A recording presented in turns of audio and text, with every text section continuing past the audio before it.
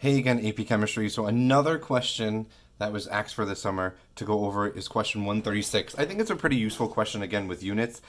Again, this is also outside the scope of what I really want you to get to know how to do in AP Chemistry, but the scientific notation and the conversion between units is going to be very important. So in a previous video for question number 111, we derived force equals mass time acceleration, and we ended up the units being kilograms times meters per second squared.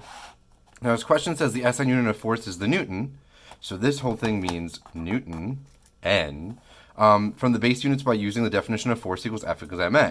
The dyne is a non-SI unit of force in which mass is measured in grams and time is measured in seconds, which is what we already have.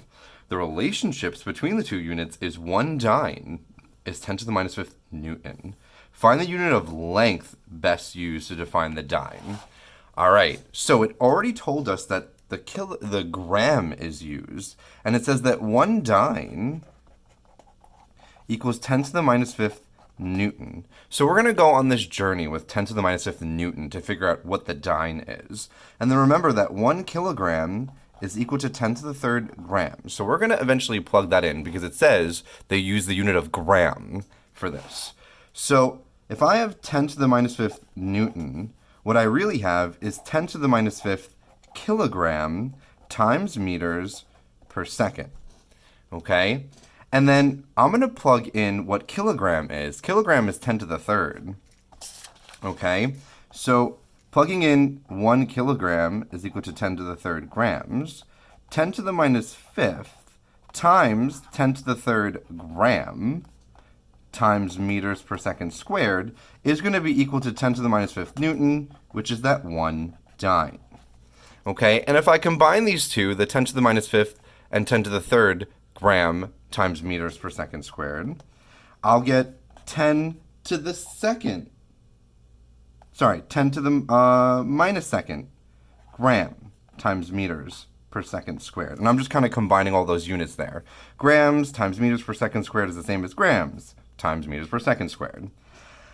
And then it's asking for what unit of measurement would be involved with 10 to the minus second gram, 10 to the minus second. So what I could do is, I already know that a gram is being used, but what unit of length would be correspond to 10 to the minus second? I already know second is being used.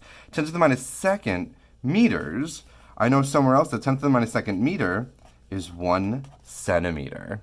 So I could get rid of this 10 to the minus second and say that this is equal to grams times centimeters per second squared, which is the same as 10 to the minus fifth Newton, which is the same as 1 dyne. So this is a lot of like plugging and chugging and trying to combine units. So 1 dyne is going to be equal to a gram per centimeter times centimeter per second squared. So the unit of measurement is the centimeter. Of length is the centimeter. Final answer. Alrighty, so hopefully this video was kind of helpful to show you how we could combine units. We could replace one unit with another. Just a quick video for question number 136.